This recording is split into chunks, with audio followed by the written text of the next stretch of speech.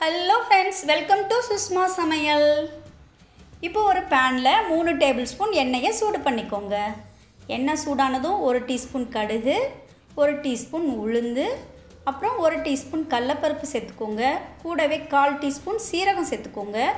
கூடவே ஒரு பட்டை, அப்புறம் ஒரு லவங்கம் சேர்த்து நல்லா பொன்னிறமாக வறுத்துக்கோங்க. இப்போ இது கூட கொஞ்சம் போல் கருவேப்பிலை சேர்த்துக்கோங்க. கூடவே 10 சின்ன வெங்காயம் சேர்த்துக்கோங்க. இது கூட 2 பச்சை மிளகாய் சேர்த்து நல்லா மிக்ஸ் பண்ணி 1 நிமிஷம் வதக்கிக்கோங்க. இப்போ இது கூட 1/2 கிலோ அளவுக்கு புடலங்காயை தோல் நீக்கி கட் பண்ணி சேர்த்துக்கோங்க.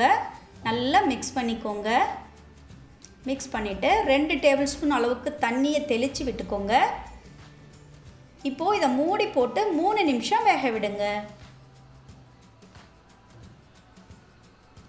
இந்த டைமில் தேவையான அளவுக்கு உப்பு சேர்த்துக்கோங்க. 1/4 டீஸ்பூன் சர்க்கரை சேர்த்துக்கோங்க. இதை நல்லா மிக்ஸ் பண்ணிக்கோங்க. மிக்ஸ் பண்ணிவிட்டு மூடி போட்டு 4 நிமிஷம் வேக விடுங்க. இப்போ பாருங்கள், புடலங்காய் சூப்பராக வெந்துருச்சு. இந்த டைமில் 1/2 கப் அளவுக்கு தேங்காய் துருவல் சேர்த்துக்கோங்க. இதை நல்லா மிக்ஸ் பண்ணி ஸ்டவ்வை சுவிட்ச் ஆஃப் பண்ணிக்கோங்க. இந்த அருமையான புடலங்காய் பொரியலை சாதத்தோடு வச்சு சாப்பிட்டீங்கன்னா சும்மா சூப்பராக இருக்குங்க.